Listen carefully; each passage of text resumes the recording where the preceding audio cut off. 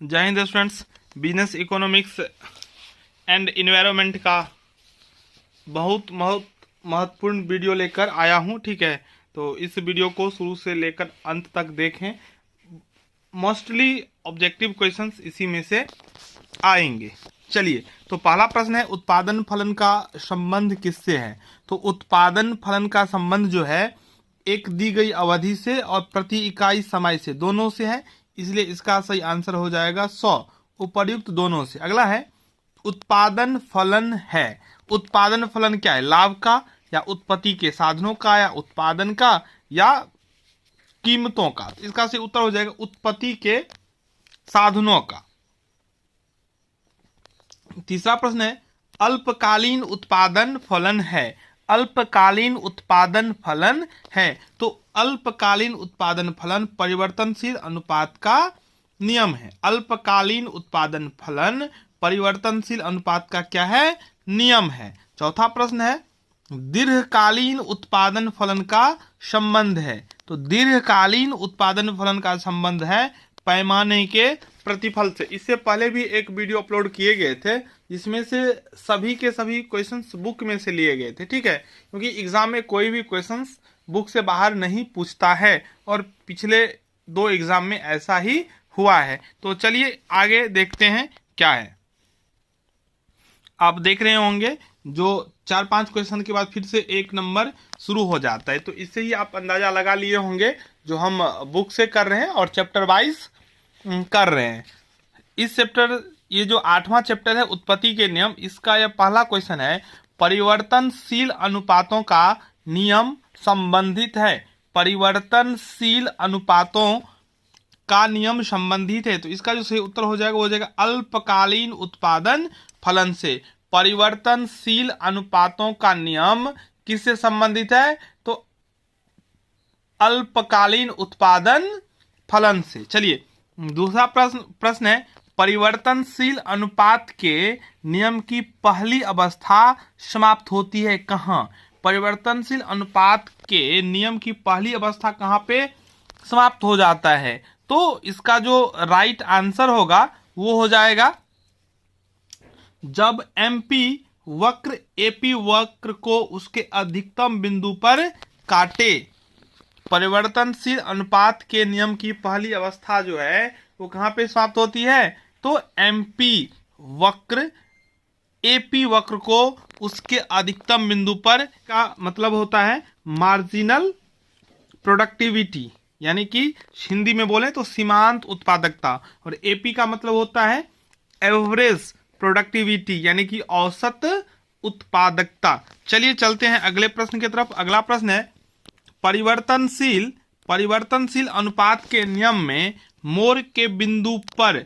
तो इसका जो राइट आंसर होगा, ऑप्शन ए को अगर आप देखेंगे तो ऑप्शन ए क्या है? एपी 0 होती है। दूसरा है एमपी 0 होती है, और एपी ऋणात्मक होती है, एमपी ऋणात्मक होती है। तो इसका राइट आंसर हो जाएगा मार्जिनल प्रोडक्टिविटी, यानी कि एमपी जो है वो ऋणात्मक होती है। 5वां प्रश्न है, उत्पादन की दूसरी अवस्था में श्रम की औसत उत्पादकता क्या होता है? तो उत्पादन की दूसरी अवस्था में श्रम की औसत उत्पादकता घट जाती है। ठीक है, चलिए अगले प्रश्न, अगले चैप्टर की तरफ बढ़ते हैं। चलिए इस चैप्टर का पहला प्रश्न देखते हैं। इस चैप्टर का पहला प्रश्न है, समोत्पाद वक्र किस मान्यता पर आधारित है? तो इसका सही उत्तर हो जाएगा उत्पादन के 2 साधन है, ये भी सही है। उत्पादन की तकनीकी दशा स्थिर है, ये भी सही है। उत्पादन के साधन छोटी छोटी इकाइयों में बांटे जा सकते हैं, ये सभी के सभी पॉइंट सही है, इसीलिए इसका आंसर हो जाएगा उपर्युक्त में से सभी। चलिए दूसरा प्रश्न है, समोत्पाद वक्र पर उत्पादन का परिमाणात्मक स्तर है। तो इसका सही उत्तर हो जाएगा स्थिर रहता है। ठीक है, समोत्पाद वक्र पर उत्पादन का परिमाणात्मक स्तर क्या होता है? स्थिर रहता है। चलिए चलते हैं अगले प्रश्न की तरफ। अगला प्रश्न है, 2 उत्पत्ति के साधन जब आपस में पूर्ण पूरक होते हैं तब समोत्पाद वक्र की स्थिति होती है। तो इसका जो राइट आंसर होगा वो हो जाएगा अंग्रेजी अक्षर एल आकार की होती है। अंग्रेजी की अक्षर एल के आकार की होती है। चलिए देखते हैं चौथा प्रश्न क्या है। चौथा प्रश्न है, उत्पादन के आर्थिक क्षेत्र की सीमाओं को प्रदर्शित किया जाता है। उत्पादन के आर्थिक क्षेत्र की सीमाओं को प्रदर्शित किया जाता है तो रिजु रेखाओं द्वारा। उत्पादन के आर्थिक क्षेत्र की सीमाओं को रिजु रेखाओं के द्वारा प्रदर्शित किया जाता है। अगला है, समुत्पाद वक्र मूल बिंदु की ओर होते हैं। ठीक है, तो इसका से उत्तर जाएगा उन्नतोदर। ठीक है, समुत्पाद वक्र मूल बिंदु की ओर होते हैं, उन्नतोदर। चलिए अगले चैप्टर की तरफ चलते हैं। पहला प्रश्न है इस चैप्टर का, पैमाने का विचार। तो पैमाने का विचार जो होता है दीर्घकालीन होता है। पैमाने का विचार जो होता है क्या होता है, दीर्घकालीन होता है। अगला है, दीर्घकाल में साधनों का क्या होता है। दीर्घकाल में साधनों का प्रयोग पैमाना बदलता है। दीर्घकाल में साधनों का प्रयोग पैमाना को क्या करता है, बदल देता है। चलिए अगला प्रश्न है, जब उत्पादन में आनुपातिक परिवर्तन साधन मात्रा में आनुपातिक परिवर्तन से कम हो। जब उत्पादन में आनुपातिक परिवर्तन साधन मात्रा में आनुपातिक परिवर्तन से कम हो तो इस स्थिति में क्या होता है। तो इस स्थिति में पैमाने का जो है प्रतिफल वो घट जाता है। चलिए चौथा प्रश्न है, मूल बिंदु से खींची गई कोई भी रेखा। मूल बिंदु से खींची गई कोई भी रेखा तो पैमाना को क्या करता है, बताता है। पैमाने को क्या करता है, बताता है। ऑप्शन बी इसका जो है वो बिल्कुल करेक्ट है। चलिए चलते हैं अगले चैप्टर की तरफ। अगला चैप्टर का पहला प्रश्न है, बाजार के अंतर्गत निम्नलिखित तत्व सम्मिलित होते हैं। प्रश्न क्या है, बाजार के अंतर्गत। सबसे इंपॉर्टेंट है आप लोगों को क्वेश्चन को समझना। ठीक है, क्वेश्चन को ध्यान रखिएगा, सब कुछ आसान से याद हो जाएगा। पहला प्रश्न है, इस चैप्टर का पहला प्रश्न है, बाजार के अंतर्गत निम्नलिखित तत्व सम्मिलित होते हैं। पहला ऑप्शन है, क्रेता एवं विक्रेताओं की उपस्थिति। ये तो आपको पता होगा, होना ही चाहिए। वस्तु भी होना ही चाहिए। स्वतंत्र एवं पूर्ण प्रतिस्पर्धा, तो इसका हो जाएगा उपर्युक्त सभी। ठीक है, चलिए दूसरा है, क्षेत्र की दृष्टि से बाजार के वर्गीकरण में कौन सा बाजार सम्मिलित नहीं है।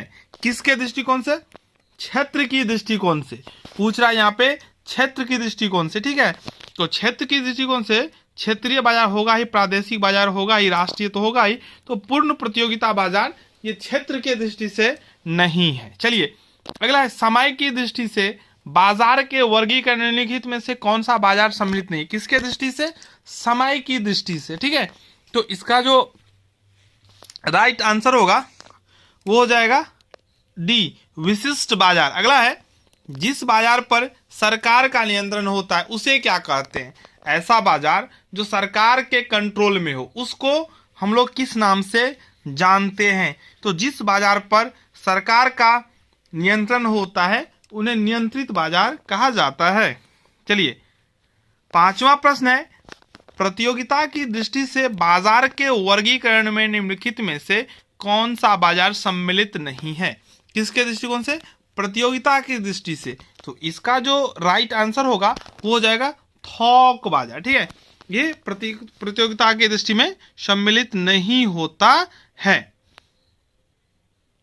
चलिए इस चैप्टर का पहला प्रश्न देखते हैं, बहुत ही इंपॉर्टेंट चैप्टर है, परफेक्ट कंपटीशन, पूर्ण प्रतियोगिता। पहला क्वेश्चन है, पूर्ण प्रतियोगिता में कीमत कौन निश्चित करता है। जब परफेक्ट कंपटीशन होता है उसमें कीमत का निर्धारण जो है वो उद्योग करता है। ठीक है, चलिए पूर्ण प्रतियोगिता में कीमत का निर्धारण कौन करता है, तो उद्योग करता है। दूसरा है, पूर्ण प्रतियोगी बाजार में वस्तु की मांग क्या होती है। पूर्ण प्रतियोगी बाजार में वस्तु का मांग जो होता है वो पूर्णतः लोचदार होता है। ठीक है, चलिए पूर्ण लोचदार होता है। तीसरा है, पूर्ण प्रतियोगिता में प्रत्येक फर्म होती है। पूर्ण प्रतियोगिता में प्रत्येक फर्म होती है तो कीमत प्राप्त करता एवं मात्रा नियोजक। चलिए अगला प्रश्न है, पूर्ण प्रतियोगी फर्म दीर्घकाल में प्राप्त करती है। तो पूर्ण प्रतियोगी फर्म दीर्घकाल में सामान्य लाभ प्राप्त करती है। चलिए अगला प्रश्न है 5वां, निम्नलिखित में कौन सी विशेषता पूर्ण प्रतियोगिता की नहीं है? तो क्रेता एवं विक्रेताओं की अधिक संख्या, ठीक है, ये है। बाजार का पूर्ण ज्ञान, ये भी है। उद्योग में फर्मों का स्वतंत्र प्रवेश, ये भी है।